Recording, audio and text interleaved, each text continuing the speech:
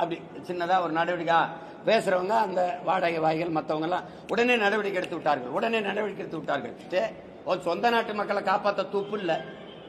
உலகத்தின் வலிமை மிக்க கடற்படை ராணுவம் போய் அங்கே நிக்குது, பாதுகாப்பா பணியை செய்யறேன்ட்டு. யார்கிட்ட இருந்து யாரை பாதுகாக்க நிக்குதுன்னு எத்தனை முறை நான் கேள்வி எழுப்புறேன், பதில் இருக்கா? கூட்டணி வைக்கல, நான் தனியா போட்டிடணும். எவ்வளவு நாளைக்கு போட்டிடுவீங்க தனிச்சு?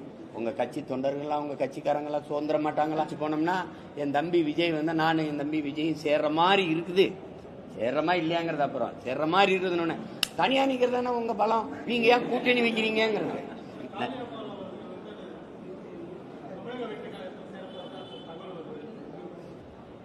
10 லட்சம் கோடி முதலீட கொண்டு வந்துட்டோம், 31 லட்சம் பேருக்கு வேலை கொடுத்துட்டோம்னு தொழில்துறை அமைச்சர் தம்பி டிஆர்பி ராஜா சொல்றாரு. அந்த கருத்தை முதல்வர்னு சொல்றாரு. நான் தகவல் அறிவு உரிமை சட்டத்தில் கேட்டிருக்கேன். வார நேரம் 2 பேர் மேலே வழக்கு போடுங்க.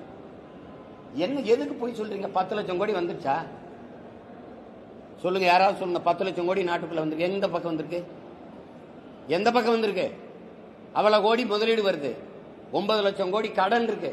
எதுக்கு 3 ஆண்டுல 3 முறை மின் கட்டணம் உயருது? எதுக்கு உயருது? சொத்து வரியா உயருது. மின் கட்டணம் உயர்ந்தா மின் கட்டணம் தான் உயருதுன்னு இருப்பீங்களா? நெசவு, சிறு குறு தொழிற்சாலைகள் எல்லாம் பாதிக்கப்படுதுல.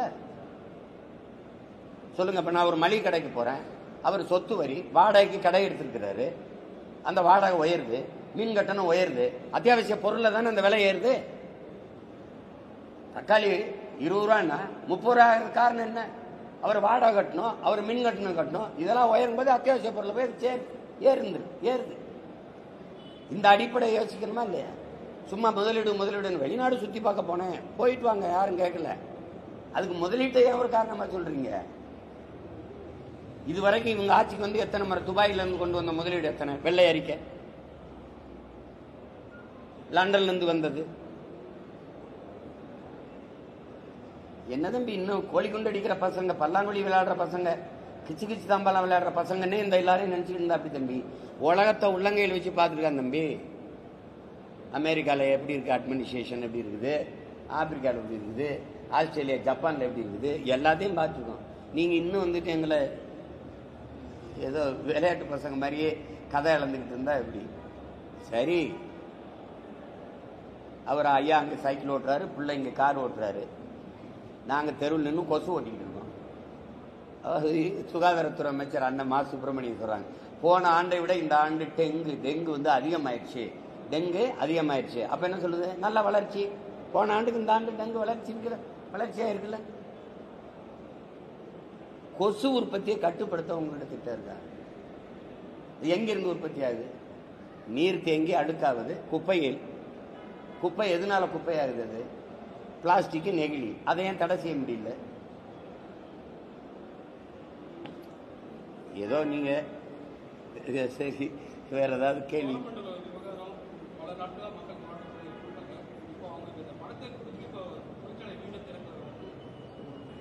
என்னதுங்க?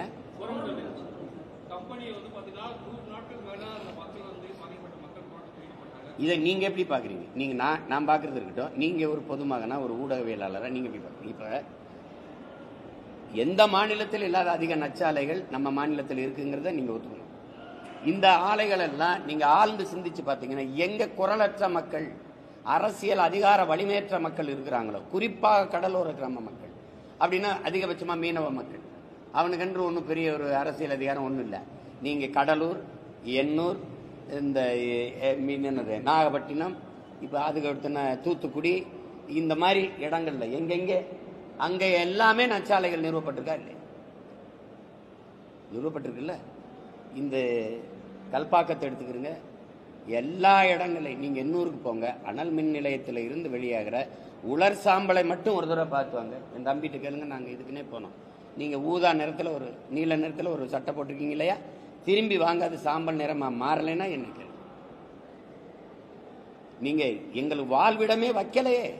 தமிழ்நாட்டின் குப்பை மேடா நீங்க கடலூரை மாத்திருக்கீங்க, இந்தியாவின் குப்பை மேடா தமிழ்நாட்டை மாத்திருக்கீங்க. அதை தவிர வேற என்ன செஞ்சிருக்கீங்க? அந்த அமோனியா வாயு கசிவுக்கு அவ்வளவு பதட்டம் அடைஞ்சு மக்கள் போராடின போது, அந்த போராட்டத்துக்கு மதிப்பளிச்சு ஒரு முதலாளி வாழ்க்கைக்கு ஒரு நாட்டின் குடிகளை சாக பழி கொடுக்கறது எப்படி நீங்க ஏற்கிறீங்க? 10,000 ரூபாய் கொடுத்துட்டா ஒரு மனித உயிரின் மதிப்பு 10,000 ரூபா தானா? கள்ளச்சாராயம் குடிச்சு செத்தா 10 லட்சம் வருது, அம்மோனியா வாயு கசி இருந்து செத்தா 10,000 தான் வருதா? போராடுற மக்களை அவங்க வறுமையை பயன்படுத்தி விலை கொடுத்து வாங்கி அந்த போராட்டத்திலிருந்து அப்புறப்படுத்துறது எப்படி ஆட்சின்னு நினைப்பீங்க? மக்களின் நலன்கிறது அது. அவருடைய பாதுகாப்பான வாழ்க்கை பற்றி கவலைப்படாத அதிகாரங்களை எப்படி நீங்க எடுத்துக்கிறீங்க? அது முதலாளிகளின் லாப தேவைக்கு வேலை செய்கிற ஒரு என்ன சொல்றது தரகு கூலிகளாக தான் நம்ம பார்க்கணும். அதை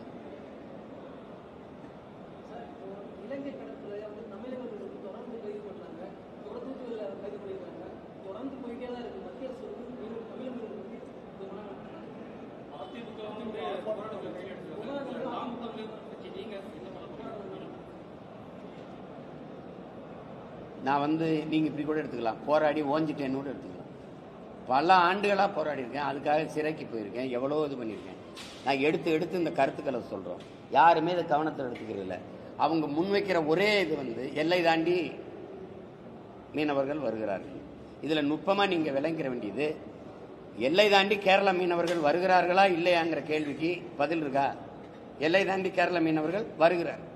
ஏன் அவர்கள் கைது செய்யப்படுவதில்லை? ஏன் அவர்கள் படகு பறிக்கப்படுவதில்லை, ஏல விடப்படுவதில்லை? ஏன் அவர்கள் சுட்டுக் கொல்லப்படுவதில்லை, வலை பறிக்கப்படுவதில்லை, கிழிச்சு வீசப்படுவதில்லை?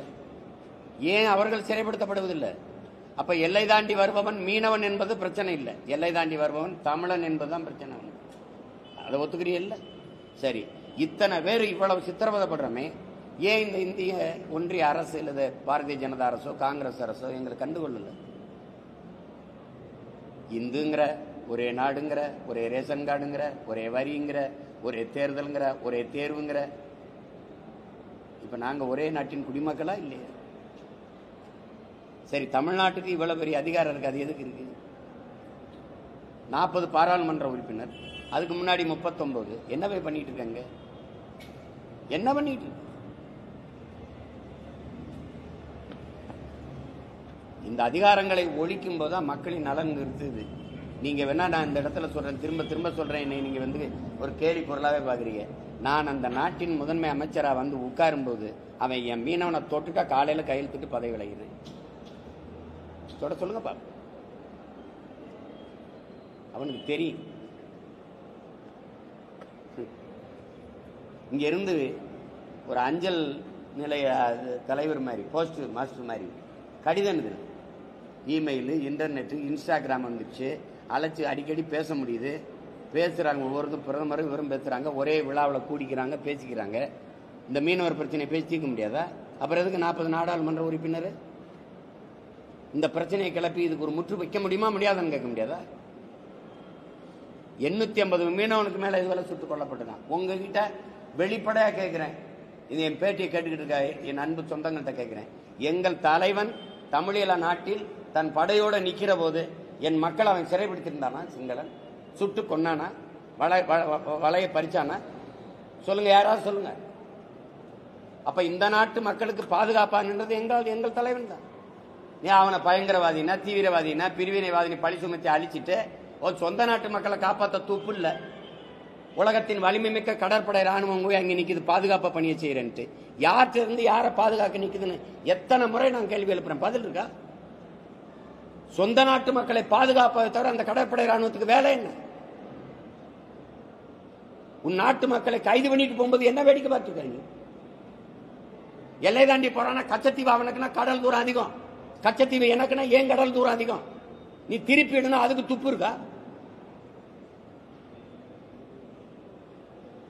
இது உங்களுக்கு செய்தியா? அது ஒரு வலியும் வேதனையும் இல்லையா? நீண்ட காலமா ஆறாத காயம் இல்லையா? அது நாம செய்தியா பாக்குறோம். கைது செய்யப்பட்ட குடும்பம் அழுதுகிட்டு இருக்குது, செத்தவன் குடும்பம். ஒரு படகு 30 லட்சம் 40 லட்சம் போடணும், சிலது 1 கோடி 1.25 கோடி. ஒருத்தன் காசு இருக்காது, 4-5 பேர் சேர்ந்து போடணும், வங்கியில கடன் பெறணும். படகை பறிச்சு வச்சுட்டு அவன் ஏலம் விடுறான், என் படக நீ அவனுக்கு போர்க்கப்பல் பரிசு கொடுக்குற. அந்த நாட்டு ராணுவ வீரருக்கு திறன் மேம்பாட்டு பயிற்சி கொடுக்குறீங்க, சொந்த நாட்டு மக்களை நல்லா சுட்டுக் கொள்றதுக்கு. 1.25 கோடி 1.5 கோடி தண்டை விதிக்கிறான் ஒரு மீனவனுக்கு. இந்த இந்திய காசுக்கு 47 லட்சம் வருது, இல்ல 50 லட்சம் வருது. 50 லட்சம் இருந்தா நான் ஏன்டா கடல்ல போய் மீன் பிடிச்சு வயிறு வளர்க்க போறேன்? நான் ஏன் கடலுக்கு மீன் பிடிக்க போறேன்? 50 லட்சம் இருந்தா ஒரு அடிப்படை அறிவு அறம் எதுவுமே இல்லையா அந்த நாட்டில். அதனாலதான் சொல்றேன், அவனுக்குன்னு பேசுறதுக்கு ஆள் இல்லை. மீனவர்களின் வாக்கு தான் இந்த நாட்டின் வெற்றி தோல்வியை தீர்மானிக்கிற நிலை வந்தா யாராவது இப்படி விட்டுட்டு பேசாம இருப்பாங்களா?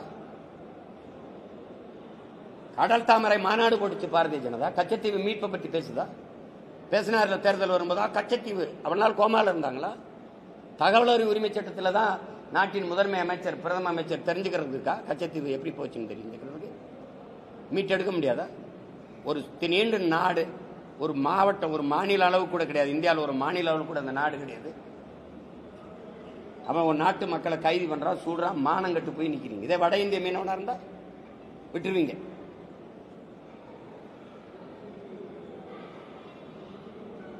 இது கொடுமை. இதுக்கு ஒரு முற்று வைக்கணும். அது அது அது என் மக்கள் தான் முடிவிடுது. கேளுங்க கேளுங்க, என்ன கேளுங்க. இறந்துட்டாரு.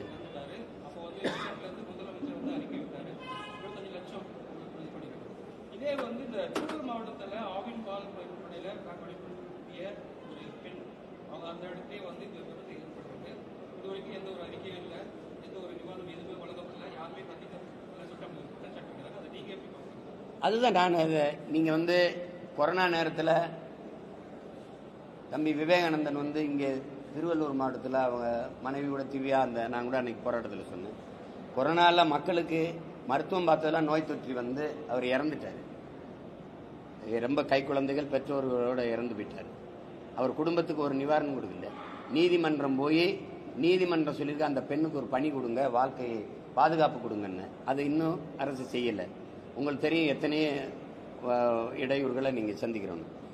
இந்த ஆய்வாளர் அந்த துணை ஆணையர் வந்து கூட அந்த கார் பந்தய இதில் நின்று இறந்ததுனால அந்த செய்தி வந்ததுனால இந்த 25 லட்சம் ஊக்கத்தொகை கொடுக்கப்பட்டிருக்கே ஒழிய சாதாரணமாக வெளியில் வேற இடத்துல நின்று அல்லது சாலை இதுலேயோ ஒரு கூட்ட நெரிசல்லையோ இருந்து மயங்கி விழுந்து இறந்துருந்தாருன்னா இதை கண்டிருக்க மாட்டாங்க. அது அந்த கார் பந்தய ஒழுங்கு பண்ணிட்டு இருக்கும்போது விழுந்துட்டாருன்னா பளிச்சுன்னு செய்தி வந்து அது ஒரு தப்பாயிருமோன்னு உடனே அதை அறிவிச்சாங்க. இது மாதிரி நீங்கள் கண்ணுக்கு தெரியாத நிறைய மரணங்கள், அவல மரணங்கள் நடந்து அடையாளம் தெரியாமையே போயிடுது. அது அது கள்ளச்சாராயம் குடிச்சு சாகிறதுக்கு இருக்கிற மதிப்பு நாட்டின் பாதுகாப்புக்கு நின்று எல்லையில் நின்று செத்து திரும்புகிற ராணுவ வீரனுக்கு இருக்காது. இந்த நாட்டில் இல்லை, இருக்காது.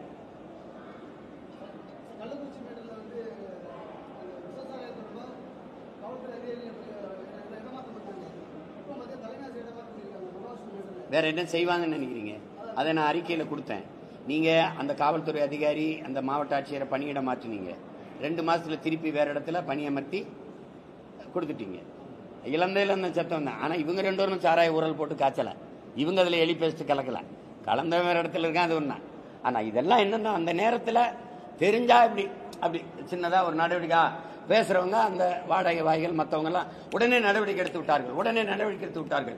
இப்படி கள்ளச்சாராயம் வித்ததோ வச்சதோ முதல்வருக்கு தெரியாது. அப்படி தெரியாதுன்னு சொல்றது எப்படி ஏற்கிறீங்க? அதுக்கு சிபிசிடி, உளவுத்துறை, கியூபிராஞ்சினி ஏகப்பட்டதை வச்சிருக்கீங்க. உள்ளூர் பத்திரிகையாளர் இருக்கிறாங்க, அங்கே பல பேர் இருக்காங்க, உள்ளூர் காவல் நிலையம் இருக்குது.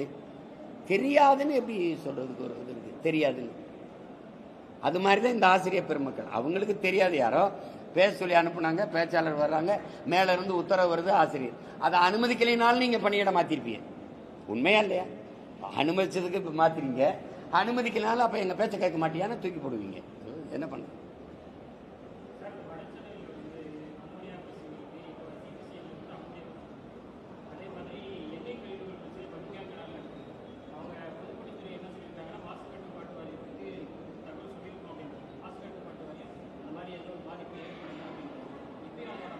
அதான் மாசு கட்டுப்பாட்டு வாரியத்தில் இருக்க மாசம் முதல்ல தொடங்கணும்.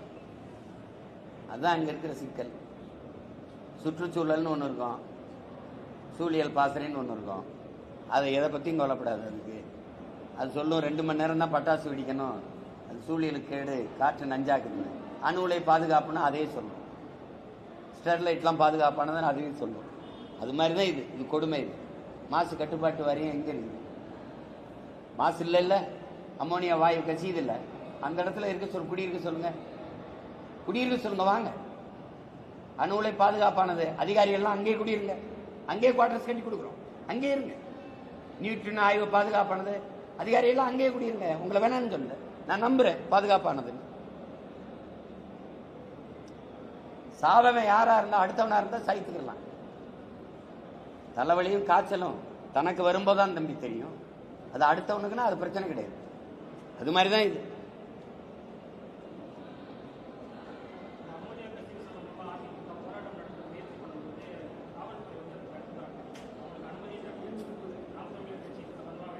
நாங்க போராடிட்டோம், போராடினோம், போராட்டத்தில் பங்கேற்றோம், மறுபடியும் போராடுவோம். இப்ப எனக்கு நிறைய பயணங்களை நான் ஒதுக்கி தேதி குறிச்சிட்டதுனால அதை மாற்ற முடியாது.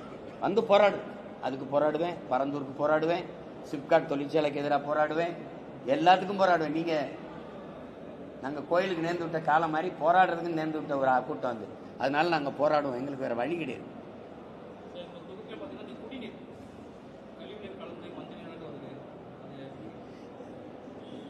இந்த தொகுதி சட்டமன்ற உறுப்பினர்கிட்ட கேட்க வேண்டியதை, இந்த தொகுதி பாராளுமன்ற உறுப்பினர்கிட்ட கேட்க வேண்டியதை, நாட்டின் முதலமைச்சர்கிட்ட கேட்க வேண்டியதை, உங்க கூட நிக்கிற ஒருத்தனை உட்கார வச்சுங்க, இது என்ன தண்ணீர் வருதுன்னு தானே நான் கத்துறேன். நானும் கத்துறேன். அம்மோனியா வாயு கழிச்சுது, காற்று மாசுபடுது, எண்ணெயை கொட்டி கடல் எல்லாம் நஞ்சாகுது, கத்துறேன். நான் யாருக்கு அதுல விழுது? இவ்வளவு பிரச்சனைகளை சொல்றீங்களா? இவ்வளவு பிரச்சனை கிடைக்கல வாழுகிற என் மக்கள் யாருக்கு வாக்கு செலுத்தினாங்க?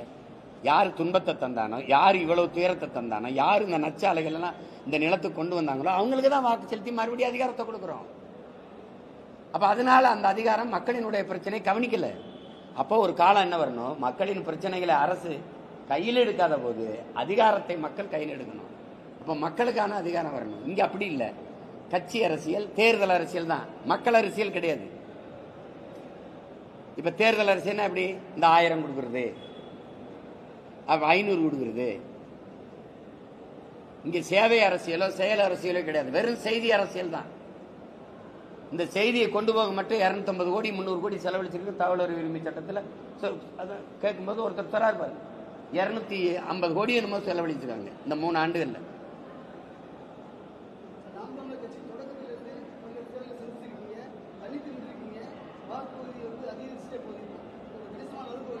வருந்திரீங்களா வாழ்த்துறீங்களா?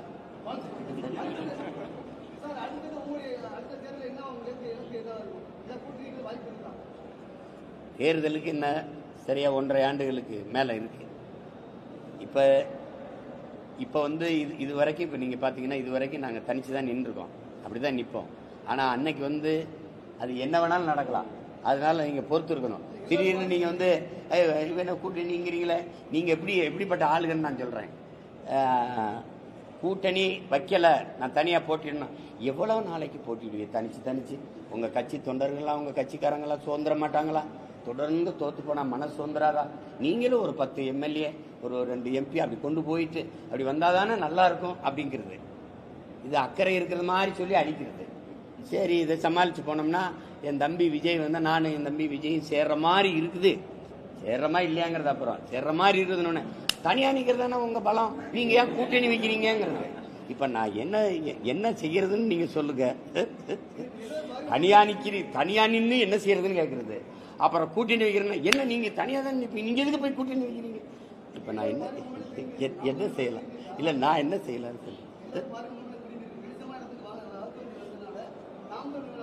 இல்ல நான் போட்டிடுறேன் தனியா. இப்ப பாருங்க, இப்ப சந்திச்சு 60 வேட்பாளருக்கு மேல சொல்லி அறிவிச்சு வேலை செய்ய தொடங்கிட்டேன். 117 பெண், 117 ஆண், 100 இளைஞர்கள். முதல் தடவையா இந்த தேர்தலில் அரசியல் களத்துக்கு வர படிச்சுட்டு வர 100 இளைஞர்களுக்கு மேல வாய்ப்பு கொடுக்குறேன். நீங்க அப்ப பாருங்க. இப்ப என்னை விடுங்க, கொஞ்சம் கட்சி வேலை பாக்குறேன்.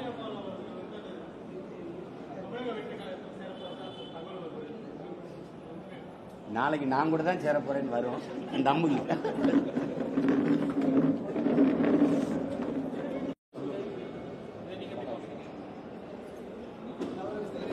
நானும் நீங்க சொல்ற மாதிரி கைதா தான் பாக்குறேன். இல்ல இது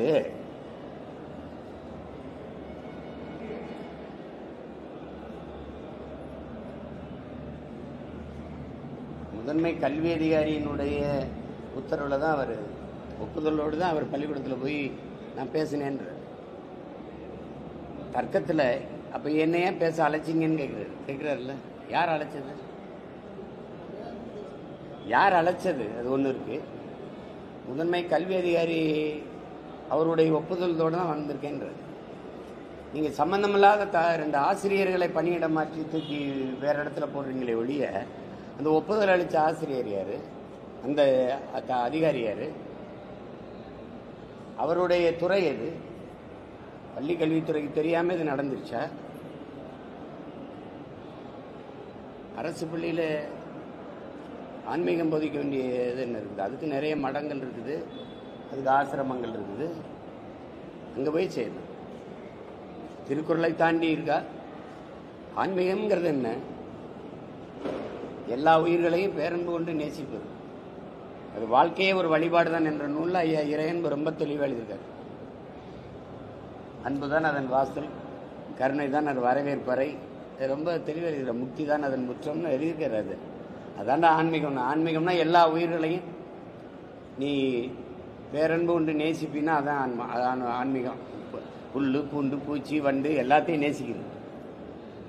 அது 2 வரியில எங்கள் 1.25 அடியில் எங்கள் பாட்டனார் வள்ளுவ பெருமகனார் பிறப்போக்கும் எல்லா உயிருக்கும் சிறப்பு செய்தொழில் வேற்றுமையான்ட்டார். பகுத்துண்டு பல் உயிர்கள் ஓம்புக நூலோர் தொகுத்தவற்றிலெல்லாம் தலையிட்டார். இதை தாண்டி என்ன ஆன்மீகம் இருக்கு? திடீர்னு தேவையில்லாம சொல்றது. இதெல்லாம் இந்த புதிய கல்விக் கொள்கையில வருது. இதுக்கு முன்னாடி ஆசிரியர் தினம் நடந்திருக்கா இல்லையா? சரி, நான் என்னுடைய ஆசிரியர்களை என் அறிவு கருவுகரையின் தாயா தான் நான் பார்க்கிறேன். நாங்கள் பெரிய மதிப்பு வச்சிருக்கோம். என்னை பெற்ற தாய் தந்தையர் இந்த உலகத்தை எனக்கு காட்டினாங்க. என் ஆசிரியர் பெருமக்கள் தான் இந்த உலகத்துக்கு என்னை காட்டினாங்க.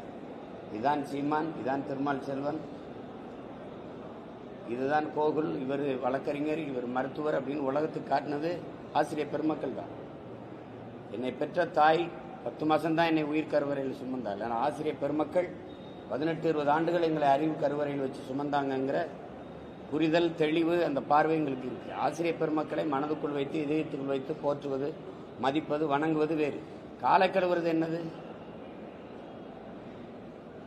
காலை கழுவுற வழிபாடு எங்கிருந்து வருது? இது யார்கிட்ட இருந்து வருது? இதெல்லாம் கோட்பாடு யாருது? இல்லை யாரோட?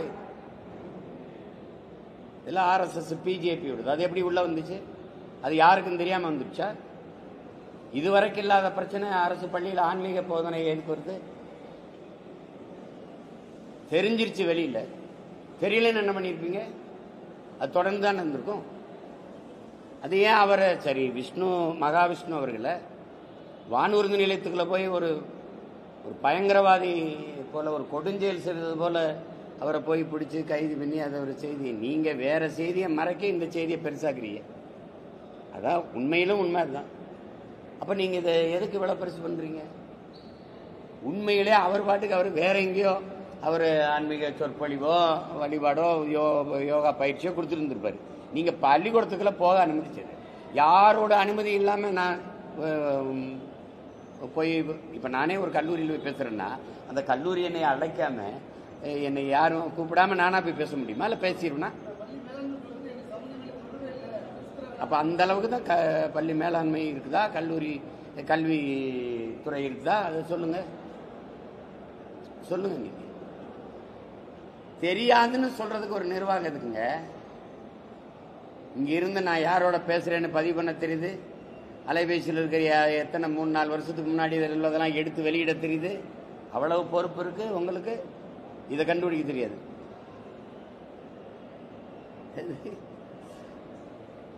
கொடுமைதான்.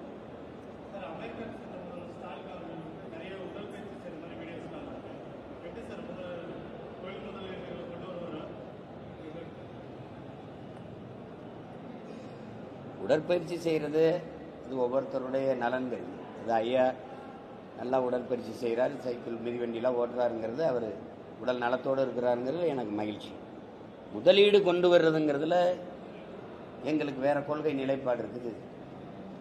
எனக்கு தெரிஞ்ச ஒரு 1/4 நூற்றாண்டா இந்த முதலீடு கொண்டு வர்ற இந்த சடங்கு நடக்குது, இந்த வேடிக்கை நடக்குது. 2 லட்சம் முதலீடு கொண்டு வந்திருக்கோம். முதலீட்டாளர்கள் மாநாடு இங்கே நடந்திருக்கு, வெளிநாடுகளில் போய் நடக்குது. இதனால தான் நாங்கள் முதலமைச்சர், ஆல் இந்திய புரோக்கர், பிரதமர் இந்த இன்டர்நேஷ்னல் புரோக்கர்னு நான் சொல்கிறது காரணம் தான். இப்போ இவங்களும் இன்டர்நேஷ்னல் புரோக்கராக மாறிட்டு இருக்காங்க. எல்லா நாடுகளுக்கும் போய் எங்கள் நாட்டில் முதலீடு செய்யவாங்கன்னா இந்த நாட்டை கூறு போட்டு விற்கிறதை தவிர இதில் வேறு என்ன நடக்குதுன்னு சொல்லி இவ்வளோ பேருக்கு வேலை கிடைக்குங்கிறீங்க.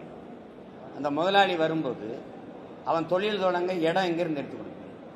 ஆகாயத்தில் இல்லை. சரி, யாரோட இடம்? விளைநிலம் தானே. தொழிற்சாலை தொடங்கிட்டு அது வளர்ச்சி. சரி, தொழிற்சாலையில் எனக்கு என்ன கிடைக்கும்? வேலை கிடைக்கும். வேலைக்கு என்ன கிடைக்கும்? சம்பளம். சம்பளத்தை வச்சு என்ன செய்யலாம்? நல்லா சாப்பிடலாம். எதை சாப்பிடலாம்? அது எங்கிருந்து வரும்? எந்த தொழிற்சாலை உங்கள் அரிசி பருப்பு உற்பத்தி செய்யும் விளைய வைக்கும்? அது நிலத்துல தானே வரணும். அதை எடுத்துக்கிட்டு தொழிற்சாலைன்னா மனித உழைப்பு இங்கே மலிவாக கிடைக்குது. நிலத்தடி நீரை எவ்வளவுனாலும் எடுத்துக்கலாம். தடையற்ற மின்சாரம் கிடைக்குது. உற்பத்தி செய்த பொருளை விரைந்து எடுத்துகிட்டு போக 8 வழி 4 வழி சாலை இருக்குது. இது எல்லாம் கிடைக்குது. என் உழைப்பை சுரண்டி உற்பத்தியை பெருக்கி லாபத்தை எடுத்துகிட்டு போகிற முதலாளி வாழ்மா வளருவானா? சம்பளத்தை வாங்கி சாப்பிட்ற ஏன் நாடு வாழ்மா வளருமா? யாராவது சொல்லு. அறிவார்ந்த பெருமக்கள் சொல்லு. பொருளாதார மேதைகள் சொல்லு. அன்னைக்கு ஒருத்தனுக்கு அடிமையாக இருந்துச்சு இங்கிலாந்துக்கு. அதை விரட்ட போராடினது சுதந்திர போராட்டம். கப்பலில் வர்த்தகம் செய்ய வந்தான். அன்னைக்கு 400 ஆண்டு அடிமையாக இருந்துச்சு. இப்போ விடுதலை பெற்றுட்டு வானூர்தியில் வர்த்தகம் செய்வார்னா வான்னு கூட்டிகிட்டு வர்றது. ஒரு நாட்டுக்கு அடிமையாக இருந்த நாட்டை உலக நாடுகளுக்கெல்லாம் அடிமையாக்குற தவிர வேற என்ன இந்த கொள்கையில் இருக்குது? 900 கோடிக்கு நான் முதலீட்டாளர் ஈர்த்து புரிந்துணர்வு ஒப்பந்தம் போட்டிருக்கேன்னு கையெழுத்து போடுறேன்றார் முதல்வர். அந்த நேரத்தில் 908 கோடி அவங்களுடைய கட்சியில் இருக்க அமைச்சர் தண்டம் கட்டுறார். பெனால்டி, ஒன்லி பெனால்டி 908 கோடின்னா அப்போ பணம் எவ்வளவு இருக்கு? முதலீடு இங்கே இருக்கு. நீங்க ஏன் அமெரிக்கா போனீங்கன்னு கேட்குறேன். உங்ககிட்ட பதில் இருக்கா? இல்லை யார்கிட்ட இருக்கு? 10 லட்சம் கோடி முதலீடை கொண்டு வந்துட்டோம், 31 லட்சம் பேருக்கு வேலை கொடுத்துட்டோம்னு தொழில்துறை அமைச்சர் தம்பி TRP ராஜா சொல்றாரு. அந்த கருத்தை முதல்வர்னு சொல்றாரு. நான் தகவல் உரிமை சட்டத்தில் கேட்டிருக்கேன். வார நேரம் 2 பேர் மேலே வழக்கு போடுவேன். என்ன எதுக்கு போய் சொல்றீங்க? 10 லட்சம் கோடி வந்துருச்சா சொல்லுங்க. யாராவது சொல்லுங்க. 10 லட்சம் கோடி நாட்டுக்குள்ள வந்திருக்கு. எந்த பக்கம் வந்திருக்கு? எந்த பக்கம் வந்திருக்கு? அவ்வளவு கோடி முதலீடு வருது. 9 லட்சம் கோடி கடன் இருக்கு. எதுக்கு 3 ஆண்டுல 3 முறை மின் கட்டணம் உயருது? எதுக்கு உயருது? சொத்து வரியா உயருது. மின் கட்டணம் உயர்ந்தா மின் கட்டணம் தான் உயருதுன்னு இருப்பீங்களா? நெசவு, சிறு குறு தொழிற்சாலைகள் எல்லாம் பாதிக்கப்படுதுல. சொல்லுங்க. இப்ப நான் ஒரு மளிகை கடைக்கு போறேன். அவர் சொத்து வரி வாடகைக்கு கடை எடுத்திருக்கிறாரு. அந்த வாடகை உயருது, மின் கட்டணம் உயருது. அத்தியாவசிய பொருள்ல தானே அந்த விலை ஏறுது.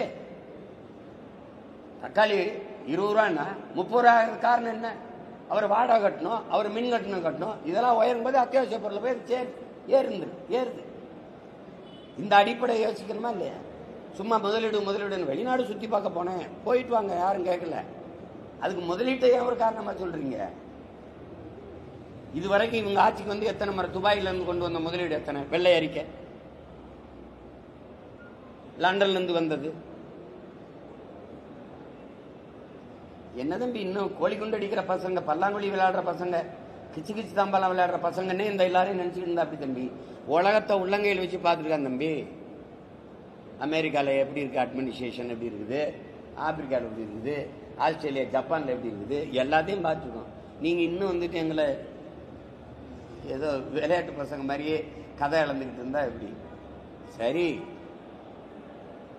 அவர் ஐயா அங்கே சைக்கிள் ஓட்டுறாரு, பிள்ளை இங்கே கார் ஓட்டுறாரு, நாங்கள் தெருவில் நின்று கொசு ஓட்டிக்கிட்டு இருக்கோம். சுகாதாரத்துறை அமைச்சர் அண்ணன் மா சுப்பிரமணியன் சொல்றாங்க, போன ஆண்டை விட இந்த ஆண்டு டெங்கு வந்து அதிகமாயிடுச்சு. அப்ப என்ன சொல்லுது? நல்ல வளர்ச்சி. போன ஆண்டுக்கு இந்த ஆண்டு டெங்கு வளர்ச்சியா இருக்குல்ல. கொசு உற்பத்தியை கட்டுப்படுத்த உங்களோட திட்டம் இருக்கா? எங்கிருந்து உற்பத்தி ஆகுது? நீர் தேங்கி அழுக்காகுது. குப்பை எதனால குப்பையாகுது? அது பிளாஸ்டிக், நெகிழி. அதை ஏன் தடை செய்ய முடியல? ஏதோ நீங்க சரி, வேற ஏதாவது கேள்வி?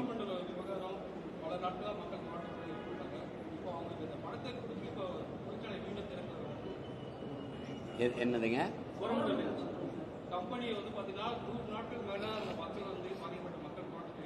இதை நீங்க எப்படி பாக்குறீங்க? நீங்க நான் பாக்குறது இருக்கட்டும். நீங்க ஒரு பொதுமகனா, ஒரு ஊடகவியலாளரா நீங்க எப்படி பாக்குறீங்க? இப்ப எந்த மாநிலத்தில் இல்லாத அதிக நச்சாலைகள் நம்ம மாநிலத்தில் இருக்குங்கிறத நீங்க ஒத்துக்கணும்.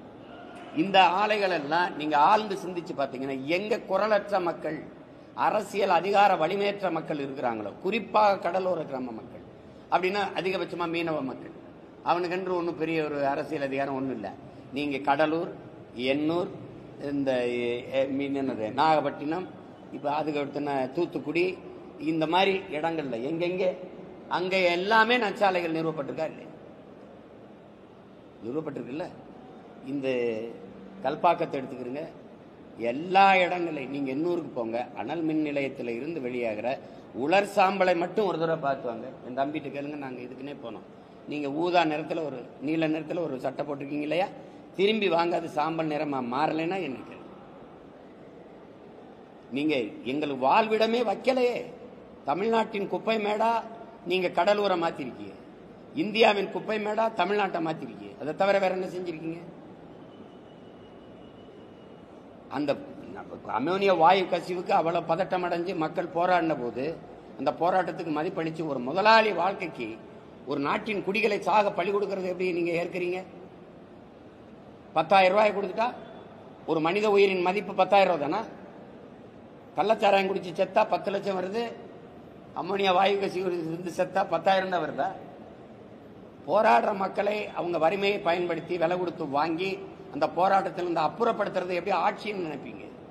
மக்களின் நலன்கிறது அது. அவருடைய பாதுகாப்பான வாழ்க்கை பற்றி கவலைப்படாத அதிகாரங்களை எப்படி நீங்க எடுத்துக்கிறீங்க?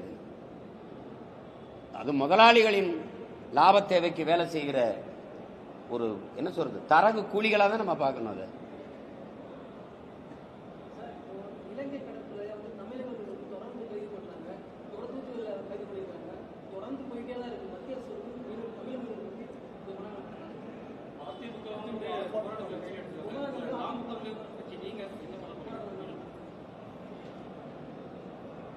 நான் நீங்க இப்படி கூட எடுத்துக்கலாம், போராடி ஓஞ்சிட்டேன்னு கூட எடுத்துக்கலாம். பல ஆண்டுகளாக போராடி இருக்கேன், அதுக்காக சிறைக்கு போயிருக்கேன், எவ்வளோ இது பண்ணியிருக்கேன். நான் எடுத்து இந்த கருத்துக்களை சொல்றோம், யாருமே இதை கவனத்தில் எடுத்துக்கிறது இல்லை. அவங்க முன்வைக்கிற ஒரே இது எல்லை தாண்டி மீனவர்கள் வருகிறார்கள். இதுல நுட்பமா நீங்க விளங்கிற வேண்டியது, எல்லை தாண்டி கேரள மீனவர்கள் வருகிறார்களா இல்லையாங்கிற கேள்விக்கு பதில் இருக்கா? எல்லை தாண்டி கேரள மீனவர்கள் வருகிறார். ஏன் அவர்கள் கைது செய்யப்படுவதில்லை? ஏன் அவர்கள் படகு பறிக்கப்படுவதில்லை, ஏன விடப்படுவதில்லை? ஏன் அவர்கள் சுட்டுக் கொல்லப்படுவதில்லை, வலை பறிக்கப்படுவதில்லை, கிழிச்சு வீசப்படுவதில்லை? ஏன் அவர்கள் சிறைப்படுத்தப்படுவதில்லை? அப்ப எல்லை தாண்டி வருபவன் மீனவன் என்பது பிரச்சனை இல்லை, எல்லை தாண்டி வருபவன் தமிழன் என்பதுதான் பிரச்சனை. அதை ஒத்துக்கிறீல்ல? சரி, இத்தனை பேர் இவ்வளவு சித்திரவதைப்படுறமே, ஏன் இந்த இந்திய ஒன்றிய அரசு இல்லது பாரதிய ஜனதா அரசோ காங்கிரஸ் அரசோ எங்களை கண்டுகொள்ளல?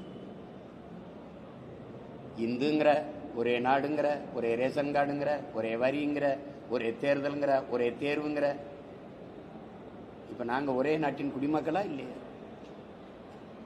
சரி, தமிழ்நாட்டுக்கு இவ்வளவு பெரிய அதிகாரம் இருக்கு, அது எதுக்கு இருக்கு? 40 பாராளுமன்ற உறுப்பினர், அதுக்கு முன்னாடி 39. என்னவே பண்ணிட்டு இருக்காங்க? என்ன பண்ணிட்டு இருக்கு?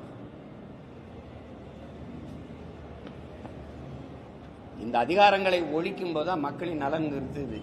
நீங்க வேணா நான் இந்த இடத்துல சொல்றேன், திரும்ப சொல்றேன், என்னை நீங்க ஒரு கேலி பொருளாவே பாக்குறீங்க. நான் அந்த நாட்டின் முதன்மை அமைச்சரா உட்காரும் போது அவன் என் மீனவனை தொட்டுட்டா காலையில கையெழுத்துட்டு பதவி விலகினேன். சொல்லுங்க பாப்பா, அவனுக்கு தெரியும். இங்க இருந்து ஒரு அஞ்சல் நிலைய தலைவர் மாதிரி, போஸ்ட் மாஸ்டர் மாதிரி கடிதம் இருக்குது, இமெயில், இன்டர்நெட், இன்ஸ்டாகிராம் வந்துச்சு, அழைச்சி அடிக்கடி பேச முடியுது, பேசுறாங்க. ஒவ்வொருத்தரும் பிரதமரும் இவரும் பேசுறாங்க, ஒரே விழாவில் கூடிக்கிறாங்க, பேசிக்கிறாங்க. இந்த மீனவர் பிரச்சனையை பேசி தீர்க்க முடியாதா? அப்புறம் எதுக்கு 40 நாடாளுமன்ற உறுப்பினர்? இந்த பிரச்சனையை கிளப்பி இதுக்கு ஒரு முற்று வைக்க முடியுமா முடியாதுன்னு கேட்க முடியாதா? 850 மீனவனுக்கு மேல இதுவரை சுட்டுக் கொல்லப்பட்டுதான். உங்ககிட்ட வெளிப்படையா கேட்கிறேன், இது என் பேட்டியை கேட்டுக்கிட்டு இருக்க என் அன்பு சொந்தங்கள்கிட்ட கேட்கிறேன். எங்கள் தலைவன் தமிழீழ நாட்டில் தன் படையோட நிக்கிற போது என் மக்கள் அவன் சிறைப்பிடித்திருந்தானா? சிங்களன் சுட்டு கொண்டானா? வலையை பறிச்சானா? சொல்லுங்க, யாராவது சொல்லுங்க. அப்ப இந்த நாட்டு மக்களுக்கு பாதுகாப்பான்ன்றது எங்கள் தலைவன் தான். நீ அவனை பயங்கரவாதினா, தீவிரவாதினா, பிரிவினைவாதினி பழி சுமத்தி அழிச்சிட்டு சொந்த நாட்டு மக்களை காப்பாற்ற தூப்பு இல்ல. உலகத்தின் வலிமை மிக்க கடற்படை ராணுவம் போய் அங்கே நிக்குது, பாதுகாப்பு பணியை செய்யறேன்ட்டு. யார்கிட்ட இருந்து யாரை பாதுகாக்க நிக்குதுன்னு எத்தனை முறை நான் கேள்வி எழுப்புறேன், பதில் இருக்கா? சொந்த நாட்டு மக்களை பாதுகாப்பதை தவிர அந்த கடற்படை ராணுவத்துக்கு வேலை என்ன? உன் நாட்டு மக்களை கைது பண்ணிட்டு போகும்போது என்ன வேடிக்கை பார்த்துருக்காங்க?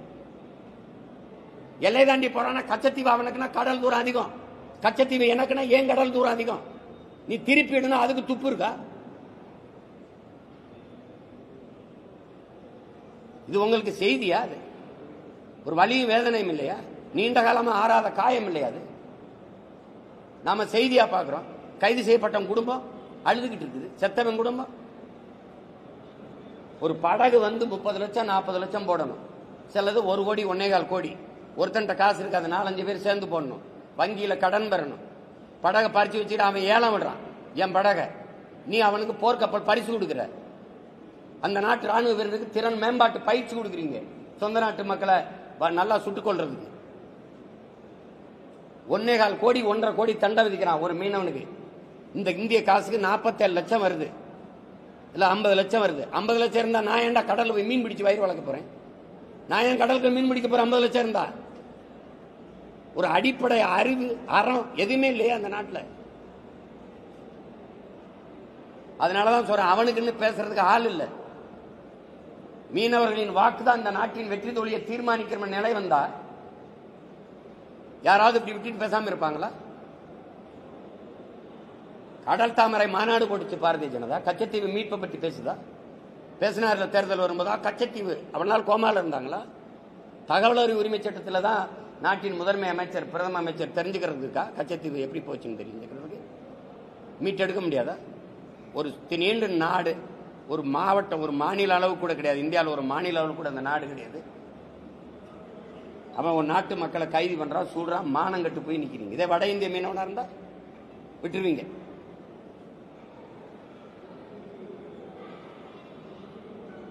இது கொடுமை. இதுக்கு ஒரு முற்று வைக்கணும். அது அது அது என் மக்கள் தான் முடிவெடுக்கணும். கேளுங்க கேளுங்க, என்ன கேளுங்க. இறந்துட்டாரு.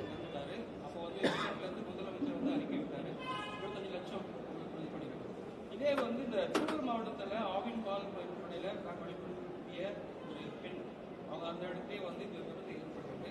இது வரைக்கும் எந்த ஒரு அறிக்கையும் இல்லை, எந்த ஒரு நிவாரணம் எதுவுமே வழங்கப்படல, யாருமே சட்டம் அதை நீங்க எப்படி பார்க்குறீங்க? அதுதான் நான் நீங்க வந்து கொரோனா நேரத்தில் தம்பி விவேகானந்தன் வந்து இங்கே திருவள்ளூர் மாவட்டத்தில் அவங்க மனைவியோட திவ்யா, அந்த நான் கூட அன்னைக்கு போராட்டத்தில் சொன்னேன், கொரோனாவில் மக்களுக்கு மருத்துவம் பார்த்ததெல்லாம் நோய் தொற்றி வந்து அவர் இறந்துட்டார். ரொம்ப கை குழந்தைகள் பெற்றோர்களோட இறந்து போயிட்டார். அவர் குடும்பத்துக்கு ஒரு நிவாரணம் கொடுக்கல. நீதிமன்றம் போய் நீதிமன்றம் சொல்லியிருக்க அந்த பெண்ணுக்கு ஒரு பணி கொடுங்க, வாழ்க்கை பாதுகாப்பு கொடுங்கன்னு. அதை இன்னும் அரசு செய்யலை. உங்களுக்கு தெரியும் எத்தனையோ இடையூறுகளை நீங்கள் சந்திக்கிறோம். இந்த ஆய்வாளர் அந்த துணை ஆணையர் வந்து கூட அந்த கார் பந்தய இதில் நின்று இறந்ததுனால, அந்த செய்தி வந்ததுனால இந்த 25 லட்சம் ஊக்கத்தொகை கொடுக்கப்பட்டிருக்கே ஒழிய, சாதாரணமாக வெளியில் வேற இடத்துல நின்று அல்லது சாலை இதுலையோ ஒரு கூட்ட நெரிசலையோ இருந்து மயங்கி விழுந்து இறந்துருந்தாருன்னா இதை கண்டிருக்க மாட்டாங்க. அது அந்த கார் பந்தய ஒழுங்கு பண்ணிட்டு இருக்கும்போது விழுந்துட்டாருன்னா பளிச்சுன்னு செய்தி வந்து அது ஒரு தப்பாயிருமோன்னு உடனே அதை அறிவிச்சாங்க. இது மாதிரி நீங்கள் கண்ணுக்கு தெரியாத நிறைய மரணங்கள், அவல மரணங்கள் நடந்து அடையாளம் தெரியாமே போயிடுது. அது அது கள்ளச்சாராயம் குடிச்சு சாகிறதுக்கு இருக்கிற மதிப்பு நாட்டின் பாதுகாப்புக்கு நின்று எல்லையில் நின்று செத்து திரும்புகிற ராணுவ வீரனுக்கு இருக்காது. இந்த நாட்டில் இல்லை, இருக்காது.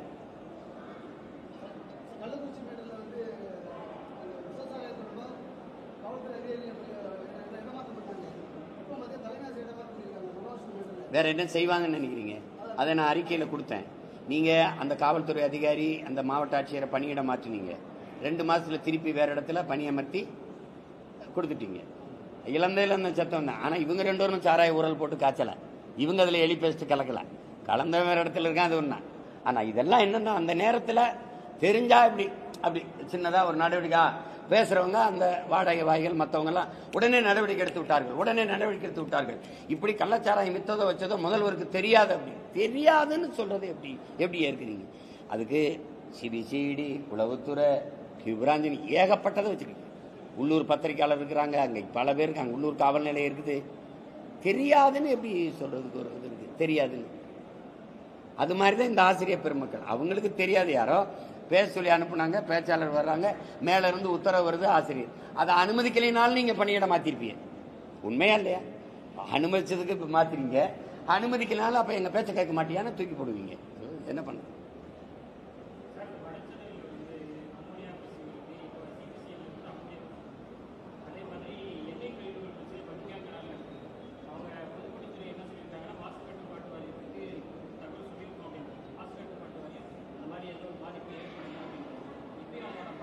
அதான் மாசு கட்டுப்பாட்டு வாரியத்தில் இருக்க மாசம் முதல்ல தொடங்கணும்.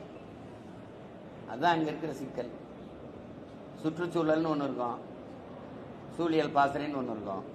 அதை எதை பற்றியும் கவலைப்படாது. அதுக்கு அது சொல்லும் 2 மணி நேரம் தான் பட்டாசு வெடிக்கணும், அது சூழியலுக்கு கேடு, காற்று நஞ்சாக்குதுன்னு. அணு உலை பாதுகாப்புன்னு அதே சொல்லும். ஸ்டெர்லைட்லாம் பாதுகாப்பானதுன்னு அதையும் சொல்லும்.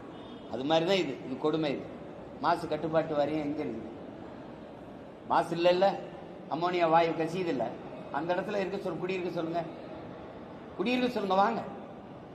அணு உலை பாதுகாப்பானது, அதிகாரிகள்லாம் அங்கேயே குடியிருங்க, அங்கேயே குவார்டர்ஸ் கட்டி கொடுக்குறோம், அங்கேயே இருங்க. நியூட்ரின் ஆய்வு பாதுகாப்பானது, அதிகாரிகள்லாம் அங்கேயே குடியிருங்க, உங்களை வேணான்னு சொல்ல, நான் நம்புறேன் பாதுகாப்பானது. சாவவன் யாரா இருந்தா அடுத்தவனா இருந்தா சகித்துக்கலாம். தலைவலியும் காய்ச்சலும் தனக்கு வரும்போதுதான் தம்பி தெரியும், அது அடுத்தவனுக்குன்னா அது பிரச்சனை கிடையாது. அது மாதிரிதான் இது.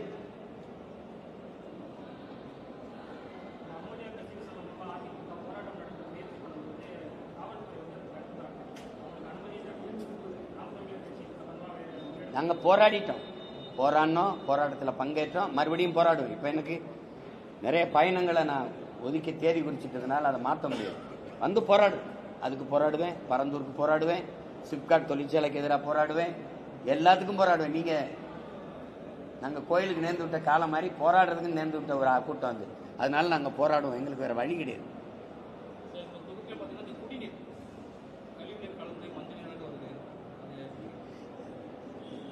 இந்த தொகுதி சட்டமன்ற உறுப்பினர்கிட்ட கேட்க வேண்டியதை, இந்த தொகுதி பாராளுமன்ற உறுப்பினர்கிட்ட கேட்க வேண்டியதை, நாட்டின் முதலமைச்சர்கிட்ட கேட்க வேண்டியதை, உங்க கூட நிக்கிற ஒருத்தனை உட்கார வச்சுங்க, இது என்ன தண்ணீர் வருதுன்னு தானே நான் கத்துறேன், நானும் கத்துறேன். அம்மோனியா வாயு கழிச்சுது, காற்று மாசுபடுது, எண்ணெயை கொட்டி கடல் எல்லாம் நஞ்சாகுது, கத்துறேன் நான்.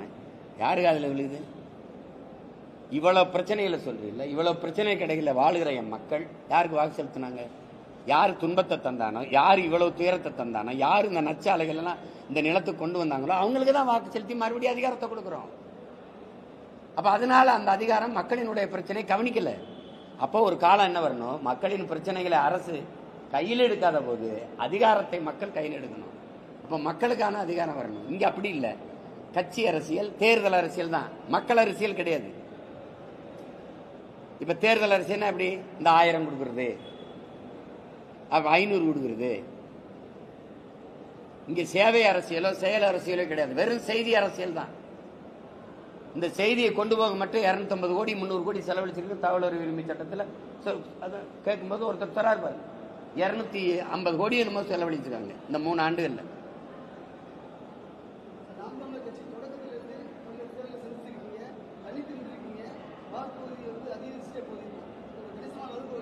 வருந்திரியலா வாழ்த்திரியலா?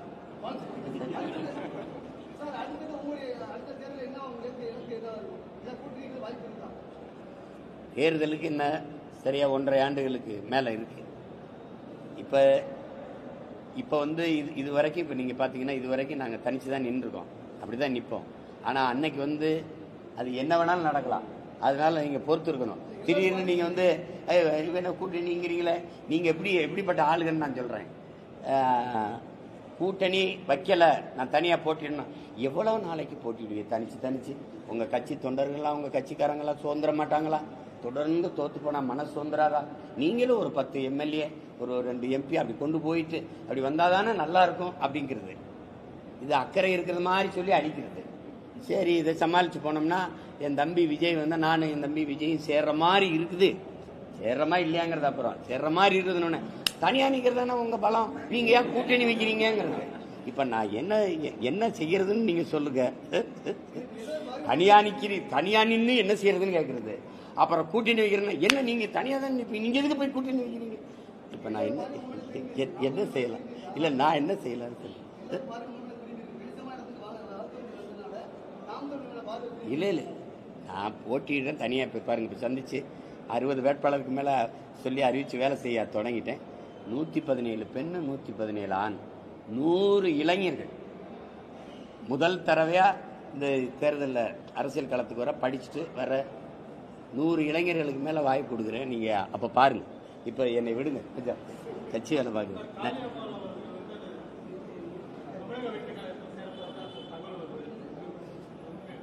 நாளைக்கு நான் கூட தான் சேர போறேன்னு வரும். நம்புங்க.